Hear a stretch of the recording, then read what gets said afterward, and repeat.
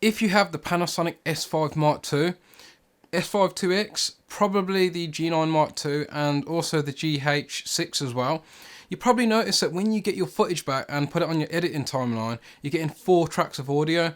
Some people have found this confusing or even infuriating. Well, I'm here to say that not only is that a super simple fix, it also represents one of the best features about these Panasonic cameras.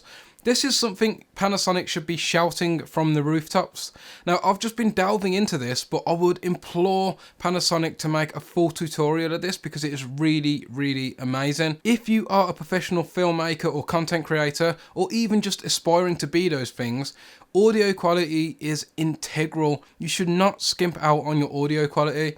Now, I love using wireless microphones, and I'm actually using a Rode Wireless Go 2 at the moment, but you can't beat proper XLR inputs for good audio quality. This is because there is an uninterrupted link between your microphone and your camera, meaning you're going to get uninterrupted audio. An XLR cable is a so-called balanced cable. A balanced cable has 3 wires and contact points. Pin 1 is the ground wire, and pin 2 and 3 are for the signal. 2 and 3 both carry a copy of the signal, but with reversed polarity. Wireless microphones are susceptible to interference, and they're also battery powered. In fact, I recorded this 3 times now, thinking there was something wrong with my mics, and I just hadn't checked the battery. So proper rookie mistake there on my part. Got it charging at the moment. So at the moment, I've actually got a Rode NTG2 up above. I've got a Rode Wireless Go 2 on my chest, and I've got it all going through the camera, and fundamentally I'm actually taking advantage of those 4 audio modes. How am I doing this? Well, to do this you need the DMW-XLR1 adapter. I don't know if this is as well known about as it should be. It's been out for years and is absolutely amazing. It basically slots into the hot shoe of your camera and allows you to put 2 XLR cables into your camera, and has professional sound monitoring tools attached to the side of it. It's really incredible. If you can only buy a few vital accessories for your camera, invest in this, invest in one good light at least, and invest in a good microphone, and you're pretty much good to go. And also get a decent tripod as well. Those 4 things should set you off on your journey, but don't skimp on them. And also, top tip, XLR cables, don't get a cheap one. I'm saying all this from the point of view of someone who's made all these mistakes. Cheap lights, cheap cables, and buy cheap, buy twice. I have done that over and over again. But this DMW-XLR adapter, which we're talking about today, is going to give you proper professional audio quality. All you're going to do is connect the mic to your DMW-XLR1 adapter via the XLR cable. Press menu on the camera, look for the red video icon, then scroll down to the second microphone icon, and you're going to make sure that you've got the 4-channel audio recording on, and you've got the XLR adapter on as well, which it should automatically recognise. Now, something that's quite confusing is if you scroll all the way down, you'll see it will say audio monitoring options. The key word there is monitoring, because if you've clicked in that menu and you've seen channels 1, channels 2, channels 3 and 4, all that is referring to is what channels you can actually hear and listen to whilst you're recording. You can do 1 and 2, which should, if you've got headphones on, should go through one ear and the other ear. You can do 3, you could do 1, 2, 3 and 4, which would be 2 on either side of your head essentially, and that's what that means, so don't be too caught up in that. Now at the moment I've actually got my camera going out into my Atomos as well. Now I wasn't sure if you could record this audio out into the Atomos. One thing I am aware of is the Atomos will not accept non-powered microphones, so you can't accept dynamic microphones. But it does seem to be picking up the audio from the Rode Wireless Go.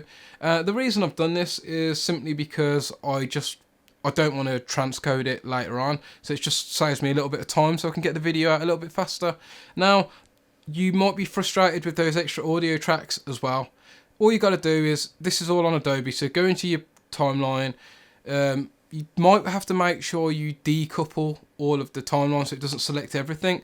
Just click on those audio tracks you don't want, press delete. It's that simple. And before I go, some best practices with capturing audio. You could take any facet of filmmaking, and it might be an inch wide but a mile deep. It's impossible to be an expert in all areas. So some good sound practices are making sure you invest in a decent microphone, making sure you've placed that microphone in a good place. The mic I'm using above me, for example, is just out of frame. It shouldn't be miles away. It's a directional mic, but the further away from the sound source, the more interruptions are going to be gathered through that microphone. The second one is if you've got a lapel mic, usually a nice little test is if you do this, it's basically the area you're going to be putting it. There's a ton of YouTube channels about how to hide microphones and that as well worth looking into.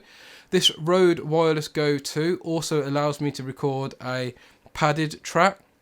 So not only have I got 4 tracks of audio going into the camera, well, I can also have one of the Rode tracks recorded at a lower volume, meaning if I shout or there's any loud noises, I've got a backup track where I can just bring up and it will not have those loud noises in, hopefully. You know, those ear splitting mic noises. I won't do it. Also have a little look into things like auto ducking and noise gate in Adobe Premiere as well.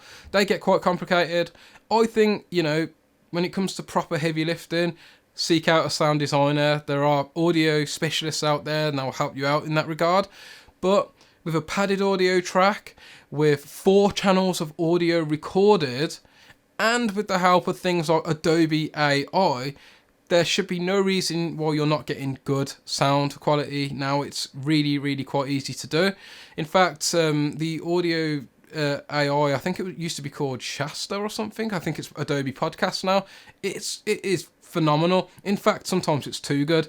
I have to, like, if I do use it, I'll still leave in the original track a little bit because it clears up the voice so well. If you're looking at doing professional work, get the DMW-XLR1 Adapter. I'm not sponsored. If you want to do a collaboration Panasonic, that'd be awesome. I've got like 9 of your cameras. I've had 9 of your cameras, and I love using Lumix cameras, and so do all my filmmaking buddies as well, because of powerful tools like this. Anyway, I've gone on for too long, so I'm going to go and edit this video, and I'll catch you all next time. See ya.